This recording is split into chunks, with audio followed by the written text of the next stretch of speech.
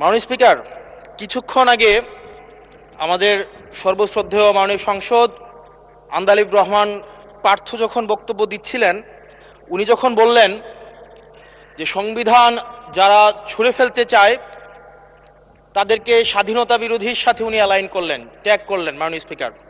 এবং তখন ট্রেজারি বেঞ্চের সম্মানিত মাননীয় মন্ত্রী যারা ছিলেন তারা সেটাকে টেবিল চাপড়িয়ে সেটাকে সমর্থন দিলেন।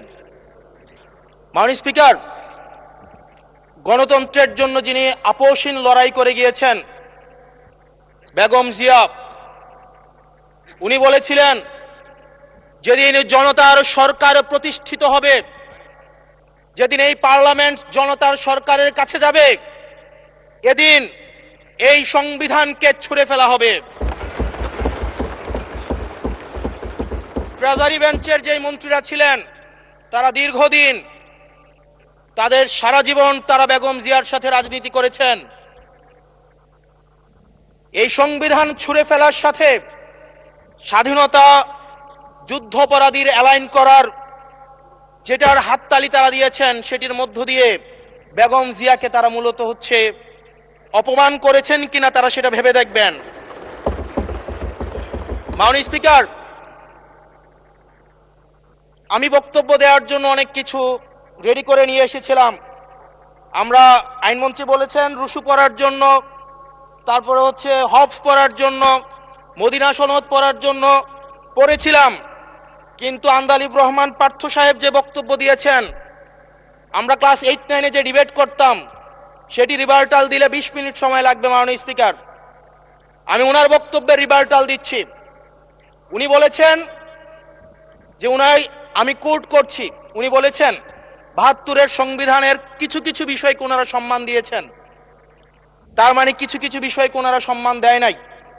তার মানে এই অভ্যুত্থানের পরে এই সংবিধানের কিছু অংশ ওনারা মেনেছেন, কিছু অংশ ওনারা মানেন নাই। ওনারা কেবল ওই অংশটাই মেনেছেন যে অংশটা ওনাদের পক্ষে গিয়েছে, যে অংশটা ওনাদের বিপক্ষে গিয়েছে এই অংশটা ওনারা মানেন নাই। মাননীয় স্পিকার, এই ধরনের প্রকৃতি সম্পন্ন যারা আছে বাংলাদেশের পার্লামেন্ট যারা দেখছেন তারা সিদ্ধান্ত নেবেন, যারা কখনো কখনো কনফর্মিস্ট, যারা কখনো কখনো রিফর্মিস্ট, তারা মূলত অপরচুনিস্ট। এখন আমি সংবিধানের কিছু কিছু ধারা মানব, কিছু কিছু ধারা মানব না। আমি কখনো কখনো সাংবিধানিক, কখনো কখনো আমি অসাংবিধানিক। মাননীয় স্পিকার, যখন ডক্ট্রিন অফ নেসেসিটির প্রশ্ন আসে, মাননীয় স্পিকার, এই এক্সিস্টিং সংবিধান অনুযায়ী যখন 7A এবং 7B বলবৎ থাকে, সেই জায়গা থেকে আইনজ্ঞরা, মাননীয় স্বরাষ্ট্রমন্ত্রী উনি থাকলে ভালো হতো। ডক্ট্রিন অফ নেসেসিটি মাননীয় স্পিকার 48-3 অনুযায়ী রাষ্ট্রপতি সুপ্রিম কোর্টের মাধ্যমে একটা এই 106-এর অ্যাডভাইজরি একটা রুল আছে মাননীয় স্পিকার। এই অ্যাডভাইজরি রুলের মাধ্যমে সংবিধানের ফান্ডামেন্টাল কোনো বিষয় কম্প্রোমাইজ করা যায় না। মাননীয় স্পিকার, যদি আমি এই সংবিধান মানি তাহলে এই অন্তর্বর্তীকালীন সরকারের বৈধতা প্রশ্নবিদ্ধ হয়। মাননীয় স্পিকার, যদি এই সংবিধানকে আমি ধারণ করতে চাই, মেনে চলতে চাই, সেদিন 64 বিধি অনুযায়ী অ্যাটর্নি জেনারেল নিয়োগ দেওয়া হয়েছিল 6 আগস্ট। মাননীয় স্পিকার, এই সংসদে প্রশ্ন রাখতে চাই, তৎকালীন বর্তমান রাষ্ট্রপতি চুপ্পু, তখন বলা হয়েছে অ্যাটর্নি জেনারেল নিয়োগ দেওয়ার ক্ষেত্রে প্রধানমন্ত্রীর সাথে আলোচনা করতে হবে। সেদিন কোন প্রধানমন্ত্রীর সাথে আলোচনা করা হয়েছিল সেটা আমাদেরকে অ্যাটর্নি জেনারেল জানাবেন।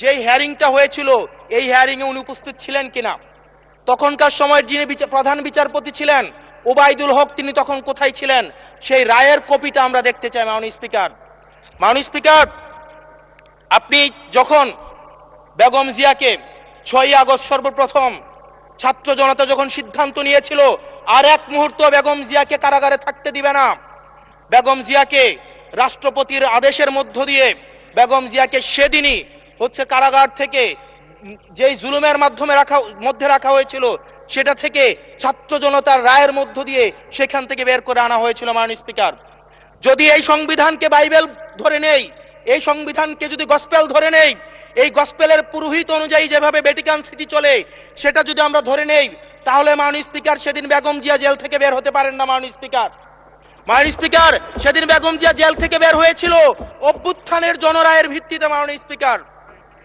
স্পিকার আপনারা বলছেন আপনারা ঠিক সেই জায়গায় আপনারা সংবিধানকে আপনারা মানছেন যেই জায়গায় সংবিধান থেকে আপনারা বেনিফিটেড হবেন।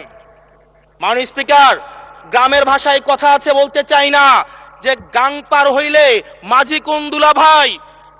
ছাত্ররা আপনাদের নেতা কর্মীরা গত 17 বছর ধান খেতে ঘুমাইতে হয়েছে,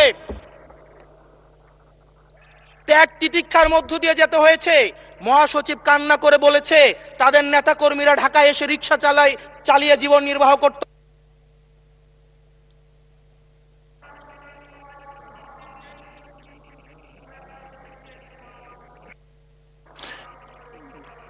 এক মিনিট বলেন। মাননীয় স্পিকার আজকে দেখেন, আজকে লক্ষ লক্ষ নেতা কর্মী তাদের রক্ত দিয়েছে। ফ্যাসিবাদ বিরোধী প্রত্যেকটি রাজনৈতিক দল, কোন রাজনৈতিক দলকে বিশেষভাবে আমি আলাদা করতে চাই না, ফ্যাসিবাদ বিরোধী প্রত্যেকটি রাজনৈতিক দলের রক্ত শ্রম ঘামের মধ্য দিয়ে এই হাসিনার পতন হয়েছে। এই হাসিনার পতনের পরে যখন জনরায়, মাননীয় স্পিকার, যখন জনরায় কখনো কেতাবের কাছে মাথা নত করে না। এটা ভ্যাটিকান সিটি নয় যে গসপেল অনুযায়ী হচ্ছে দেশ পরিচালিত হবে।